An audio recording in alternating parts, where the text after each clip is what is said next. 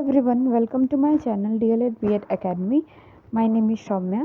आज हम लोग बात करेंगे हिंदी के 50 प्रश्न पे, जो कि बेहद महत्वपूर्ण है। ये सारे रिपीटेड प्रश्न हैं जो पिछली बार एग्जाम्स में आए हुए हैं। ठीक है, तो आइए देखते हैं पहले प्रश्न को। किस शब्द में उपसर्ग का प्रयोग हुआ है? ठीक है, कौन सा शब्द जिसमें उपसर्ग का प्रयोग हुआ है?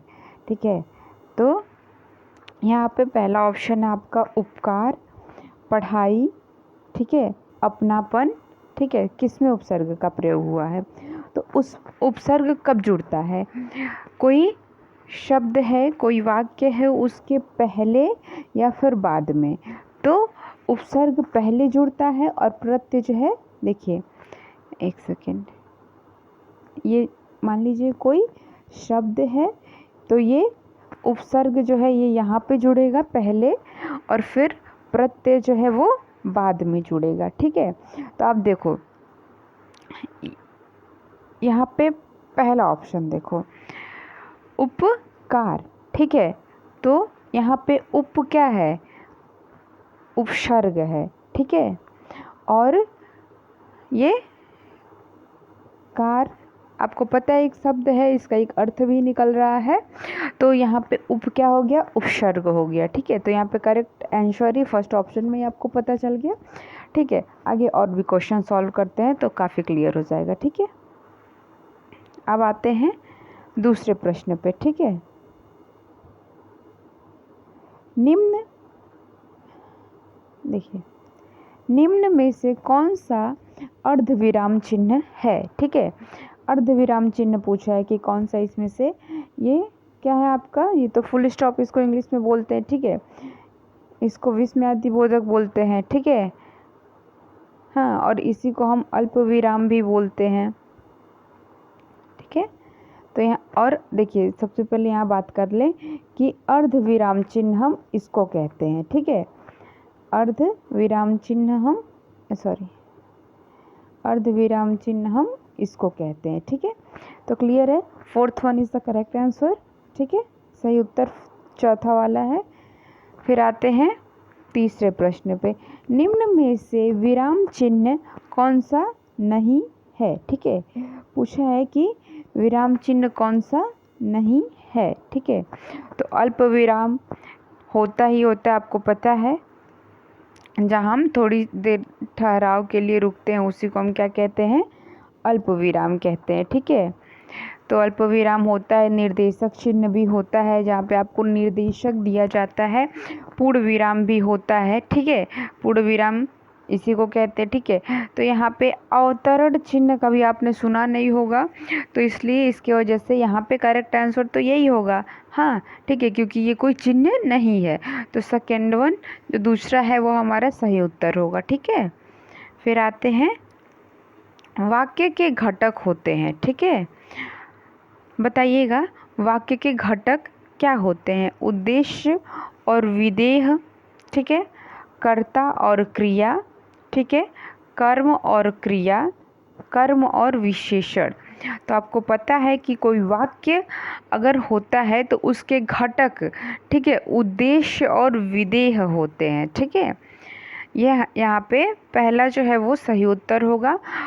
ये तो अक्सर आपने ये जब निबंध पढ़ते हो तो आपको मिल जाता है, वाक्य के घटक क्या होते हैं? उद्देश्य और विधेय होते हैं। ठीक है, फिर आते हैं पांचवें प्रश्न पे। किस शब्द में आवा प्रत्यय नहीं है? ठीक है, तो यहाँ पे आप देखो, दिखावा, ठीक है, यहाँ पे भी आवा प्रत्यय लगा है बाद में। भुलावा, ठीक है, यहाँ पे भी आवा प्रत्यय लगा है। ठीक है, चढ़ावा, यहाँ पे भी लगा है। लावा, यहाँ पे ल आ गया है, आगे जगह पे क्या हो गया है?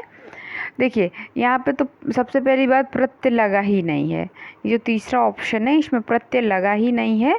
तो लावा जो है किस शब्द में आवा प्रत्यय नहीं है? तो लावा में कहाँ आवा प्रत्यय है ही नहीं, है ना, उसमें प्रत्यय जुड़ा ही नहीं है। तो फिर आते हैं छठे प्रश्न पे। किस हिंदी किस भाषा परिवार की भाषा है? द्रविड़, चीनी तिब्बती, भारोपीय या फिर ऑस्ट्रिक। ये मैंने आपको पहले वाले वीडियो में समझाया था कि हिंदी किस भाषा परिवार की भाषा है, तो भारोपीय। ठीक है, हिंदी किस भाषा परिवार की भाषा है, तो भारोपीय। ठीक है, आते हैं अब 7वें प्रश्न पे। ये वेरी इंपॉर्टेंट में आ जाएगा। ठीक है, और आपको मैं बता दूं, मैं डेली क्लास लेती हूँ, तो आप ज़रूर इस चैनल को ज्वाइन करो, सब्सक्राइब कर लो, ताकि डेली का वीडियो आप लोग का हिंदी का रिवीजन होता रहे। ठीक है, चलिए, शुद्ध वर्तनी का चयन कीजिए। यहाँ पे शुद्ध वर्तनी बताना है। हाँ, तो ये तो पहले ही कृपार गलत है। ठीक है, हाँ, कृपा कैसे लिखा है, देखो गलत है ना। कृप देखो गलत है, तो यहाँ पे कृपा ये सही है ना। तो दूसरा वाला क्या हो गया हमारा, सही उत्तर है। ठीक है, फिर आते हैं 8वें प्रश्न पे। निम्न में से किस शब्द में प्रत्यय लगा हुआ है? ठीक है, प्रत्यय बताना है। देखो, जब आप, ये सागर है मान लो कि, ठीक है, तो ये गर कोई क्या है, कोई शब्द बन रहा है नहीं ना, गर कोई शब्द होता ही नहीं है, तो इसमें ना प्रत्यय लगा है ना उपसर्ग लगा है। ठीक है, फिर इसमें भी वही चीज़ है, यहाँ पे जादू मान लो लिखा है। ठीक है, और फिर गर, तो गर कोई शब्द होता ही नहीं, जादू तो होता है लेकिन गर नहीं होता है, तो इसकी वजह से ना इसमें भी कोई प्रत्यय है ना इसमें कोई उपसर्ग है। ठीक है, नगर, तो इसमें भी गर लगा है। ठीक है, और न, ऐसे को अगर और कोई वर्ड रहता है यहाँ पे और नगर लगा रहता, जादू लगा रहता, सागर लगा रहता, शाह लगा रहता, तो फिर इसमें रहता उपसर्ग, लेकिन इसमें ना प्रत्यय है ना उपसर्ग है। ठीक है, तो फिर यहाँ पे, अच्छा देखो कैसे, जादू तो एक शब्द होता ही है। हाँ, क्या है यहाँ पे, जादू एक शब्द होता है। ठीक है, तो यहाँ पे गर जो है वो प्रत्यय है। ठीक है, गर क्या है, प्रत्यय है। ठीक है, तो इसमें से दूसरा हमारा सही उत्तर हो जाएगा। ठीक है, चलो, क वर्ण किसके योग से बना है? तो आपको बता दूं कि मैंने बहुत बार आप लोगों को बताया है कि ये क्या है, संयुक्त व्यंजन। कितने होते हैं, तो 4 होते हैं। हाँ, तो उसमें देखिए आप, ये क वर्ण पूछा है कि किसके योग से बना है। ये अक्सर पूछता है कि क वर्ण या फिर छ वर्ण। ठीक है, ये सब संयुक्त व्यंजन में आते हैं। तो यहाँ पे आपको बताना है क वर्ण किसके योग से बना है। तो क धन अ के योग से क्या बना है, क बना है। याद रखना, कहीं नोट कर लो, बहुत इम्पोर्टेंट है, या फिर ठीक है देख लो। क वर्ण किसके योग से बना है, क धन अ के योग से बना है। तो यहाँ पे क धन अ, यहाँ पे लास्ट वन है। ठीक है, क धन, यहाँ पे देखो ये छ यहाँ पे बन जाएगा, यहाँ पे ज्ञ बन जाएगा। ठीक है, यहाँ पे र बन जाएगा। ये सारा संयुक्त व्यंजन है, ये चारों जो है आपके क्या है, संयुक्त व्यंजन है। ठीक है, तो यहाँ पे लेकिन क इसके योग से बना है। ठीक है, और ये त्र हो जाएगा। ठीक है, तो ये सारा मैंने बताया आपको संयुक्त व्यंजन कितने होते हैं, तो 4 होते हैं। ठीक है, तो वही चारों का ऑप्शन भी दिया था वो। चलिए आइए देखते हैं नेक्स्ट क्वेश्चन। हिंदी भाषा का जन्म हुआ लौकिक संस्कृति से, वैदिक संस्कृति से, पाली प्राकृति से, अपभ्रंश से। तो मैं आपको बता दूं, हिंदी भाषा का जो जन्म है वो अपभ्रंश से हुआ है। ठीक है, किससे हुआ है, अपभ्रंश से हुआ है। ठीक है, तो यहाँ पे करेक्ट आंसर 4th वन हो जाएगा। फिर आते हैं, स्पर्श व्यंजन कितने प्रकार के होते हैं? जो आपके स्पर्श व्यंजन होते हैं उनका प्रकार पूछा, तो 15 तो होते नहीं है, 20 भी नहीं होते हैं, 24 भी नहीं होते, तो 25 हमारे क्या होते हैं, स्पर्श व्यंजन होते हैं। ठीक है, स्पर्श व्यंजन कितने होते हैं, 25 होते हैं। ये भी वेरी इंपॉर्टेंट में आ जाएगा। स्पर्श व्यंजन कितने होते हैं, तो 25 होते हैं। ठीक है, फिर ये मैंने डीपली बहुत अच्छे से क्लास लिया था, आप चाहो तो मेरा पहले का वीडियो देख सकते हो। निम्न वाक्यों में से मिश्र वाक्य कौन सा है, ठीक है। यहाँ पे पूछा है कि मिश्र वाक्य कौन सा है।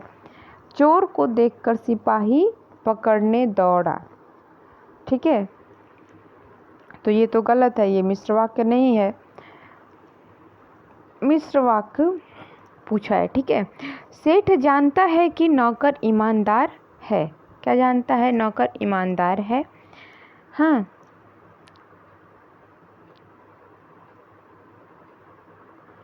नेताजी भाषण देकर चले गए, ठीक है। आप यहाँ पे देखना कि कौन से शब्द में, ठीक है, मतलब आप क्या प्रश्न करते हो तो उसका उत्तर मिलता है। चोर को देखकर सिपाही पकड़ने दौड़ा, ठीक है, तो चोर को देखकर क्या, नहीं, आंसर नहीं मिलेगा आपको, ठीक है। यहाँ पे देखो, यहाँ पे दूसरा, सेठ जानता है कि नौकर ईमानदार है, तो कौन ईमानदार है?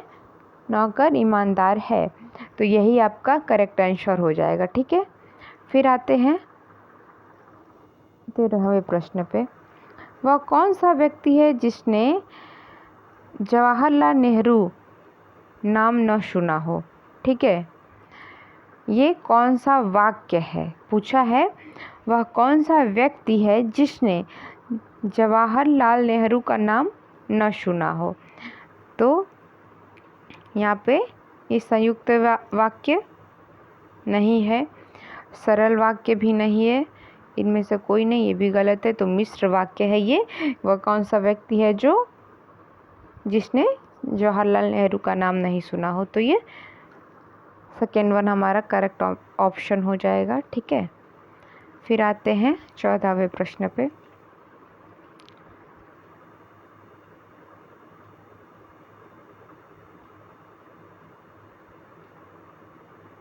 निम्न में से कौन सा विराम चिन्ह ऐसा है जो हिंदी में अंग्रेजी से नहीं लिया गया है, ठीक है। देखो, ये तो आप अंग्रेजी में भी यूज़ करते हो। ये क्वेश्चन मार्क है ना, प्रश्नवाचक चिन्ह है, इसे भी आप करते हो। हाँ, ये अर्धविराम है, इसे भी आप प्रयोग करते हो, लेकिन इसको, ठीक है, ये जो है इसको आप नहीं करते हो यूज़, है ना। इंग्लिश में कहाँ इसको यूज़ करते हो, है ना। जब हिंदी में आप लिखते हो तो कोई भी चीज़ लिखते हो कि मेरा नाम डैश डैश है, ठीक है, तो वहाँ पे आप क्या पूर्ण विराम लगाते हो, ठीक है, तो पूर्ण, और फिर my name is this one, ठीक है, तो यहाँ पे आप क्या लगाओगे? जब आप इंग्लिश में यही चीज़ लिखोगे तो आप फुल स्टॉप लगाओगे, और जब आप हिंदी में यही चीज़ लिखोगे तो आप पूर्ण विराम लगाओगे। तो ये क्या है? पूर्ण विराम है। तो पूर्ण विराम का प्रयोग बस हम हिंदी में करते हैं, तो इसलिए अंग्रेजी भाषा से इसे नहीं लिया गया है, ठीक है। तो यहाँ पे 4th वन करेक्ट आंसर हो जाएगा, ठीक है। कितना अच्छा क्लास है, देखो आपको भी अच्छा लगेगा। निर्वाह में प्रयुक्त उपसर्ग है, ठीक है। देखो, मान लीजिए यहाँ पे निर्वाह क्या है? एक शब्द है, तो इसमें उपसर्ग, ठीक है, उपसर्ग आगे का कौन सा है? सही है, ठीक है, तो नि वाह, ठीक है। यहाँ पे आप देखो र भी होना चाहिए, तो निरी तो होगा नहीं, निर होगा, ठीक है, तो निर यहाँ पे करेक्ट है, निर्वाह, ठीक है। फिर आते हैं 16वें प्रश्न पे।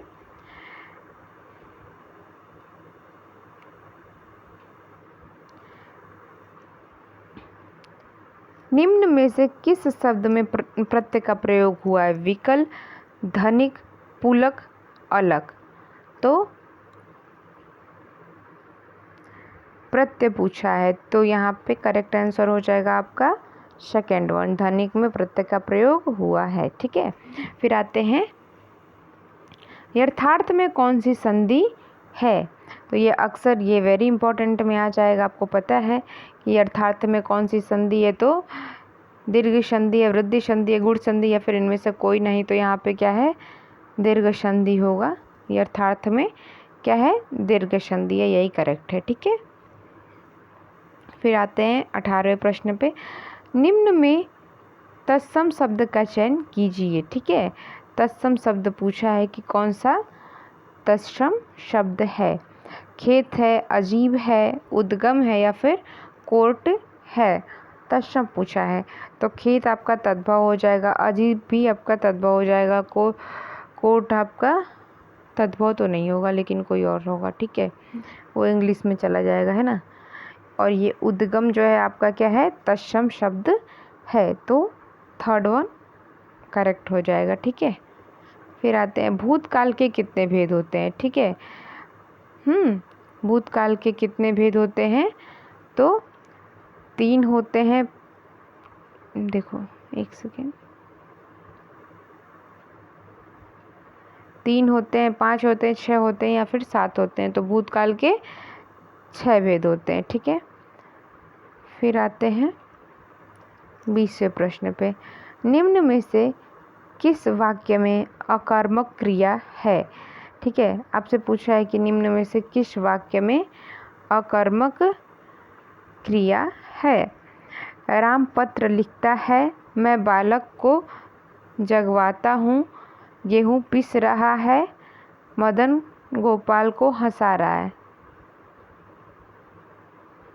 तो यहाँ पे अकर्मक क्रिया पूछा है जिसमें कोई क्रिया नहीं है। यहाँ पे भी राम पत्र लिखता है, ये कोई कर्म कर रहा है, ठीक है, हाँ, या फिर कार्य कर रहा है। मैं बालक को जगाता हूँ, ये भी कोई कार्य कर रहा है, ठीक है। गेहूँ पीस रहा है, कोई पीसता, अगर जैसे देखो यहाँ पे काम करने की क्या है, नहीं जुड़ रहा है, तो ये अकर्मक क्रिया हो गया, ठीक है। तो ये भी कोई काम कर रहा है, मदन क्या कर रहा है, गोपाल को हंसा रहा है। तो यहाँ पे ये तीनों वाक्य जो हैं वो कार्य कर रहे हैं और ये गेहूँ पीस रहा है, ठीक है। तो ये कार्य नहीं कर रहा है, तो इसकी वजह से ये अकर्मक क्रिया है, ठीक है, इसमें कर्म नहीं है, ठीक है। इनमें से कौन से शब्द समूहवाचक संज्ञा है, ठीक है। तो समूह पूछा है। मिठास में कोई समूह होता है, नहीं होता, ठीक है। सोना में कोई समूह होता है, नहीं होता, ठीक है। सभा में क्या होता है, सभा कब बनती है, जब 4 लोग रहते हैं, 2 से अधिक लोग रहते हैं, ठीक है, तो समूह बनता है। तो सभा क्या है, हमारा समूहवाचक संज्ञा हो जाएगा, ठीक है। फिर आते हैं वाक्य के अशुद्ध भाग का चयन कीजिए, ठीक है। यहाँ पे अशुद्ध वाक्य कौन सा है, राम के धनुष भंग करते ही, ठीक है, दूसरे राजाओं के वक्ष पर सांप लौटने लगे, ठीक है। कोई त्रुटि नहीं, कोई त्रुटि नहीं है, ठीक है। तो यहाँ पे यहाँ पे सही क्या हो जाएगा, वक्ष पर सांप लौटने लगे, ठीक है। देखिए यहाँ पे दिया है तीसरा ऑप्शन, वक्ष पर सांप लौटने लगे, यही सही उत्तर हो जाएगा, ठीक है। फिर आते हैं यहाँ 23वें प्रश्न पे। निम्न में से किस शब्द में हलंत संबंधी अशुद्धियाँ नहीं हैं। भविष्यत, ठीक है, इसमें हलंत संबंधी अशुद्धियाँ हैं, ठीक है। ये श्रीमान में तो हलंत ऐसे ही नहीं लगा है, देखो ये भविष्यत होता है, ठीक है। आपने बहुत जगह देखा होगा भविष्यत। श्रीमान भी सही है, सत्यचित भी सही है, तो बुद्धिमान में ये जो हलंत लगा है ये गलत है, ठीक है। तो यहाँ पे करेक्ट आंसर डी हो जाएगा, ठीक है। फिर आते हैं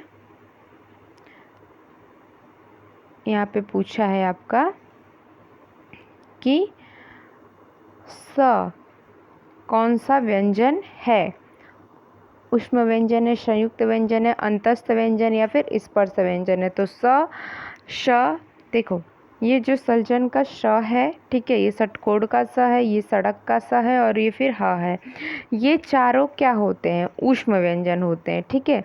ये ऊष्म व्यंजन कितने होते हैं, 4 होते हैं, ये याद कर लीजिए कौन कौन से होते हैं, ठीक है। तो यहाँ पे ये सभी कहाँ आएगा, ऊष्म व्यंजन में आएगा, तो यहाँ पे ऊष्म व्यंजन ही सही उत्तर होगा। फिर आते हैं समुद्र मंथन करना का अर्थ है, ठीक है। देखो समुद्र मंथन का अर्थ क्या है, घोर तप करना, कठोर परिश्रम करना, प्रतिज्ञा करना, उद्देश्य को प्राप्त करना। तो समुद्र मंथन का अर्थ है कठोर परिश्रम करना। क्या है? बहुत ज़्यादा परिश्रम करना। ठीक है, फिर आते हैं 26वें प्रश्न पे। हाँ,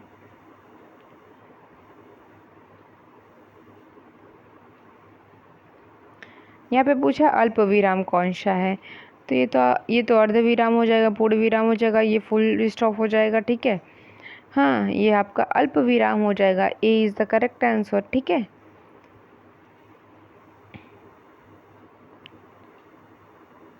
जस दूल्हा तन बनी बारात का अर्थ क्या है? ठीक है, जस दूल्हा, ठीक है, तन बनी बारात का अर्थ क्या है?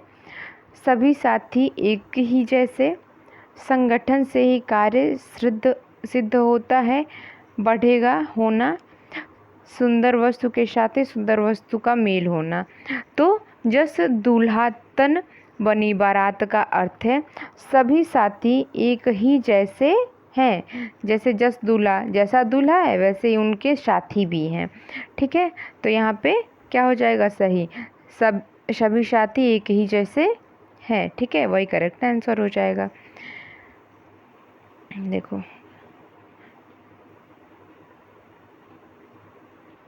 निम्न में से किन वाक्यों में संयुक्त वाक्य है? ठीक है, कौन सा वाक्य जो है वो संयुक्त वाक्य है? रूपा चाहती है कि वह नौकरी करे। गीता जिस घर में रहती है बहुत गंदा है। ठीक है, उसने खाना खाया और सो गया। ठीक है, वह खाना खाकर सो गया।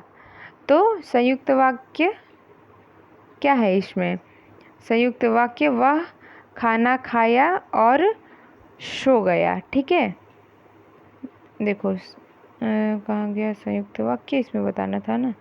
देखो, उसने खाना खाया और सो गया। ठीक है, यहाँ क्या है? संयुक्त वाक्य है, तो ये ही सही हो जाएगा।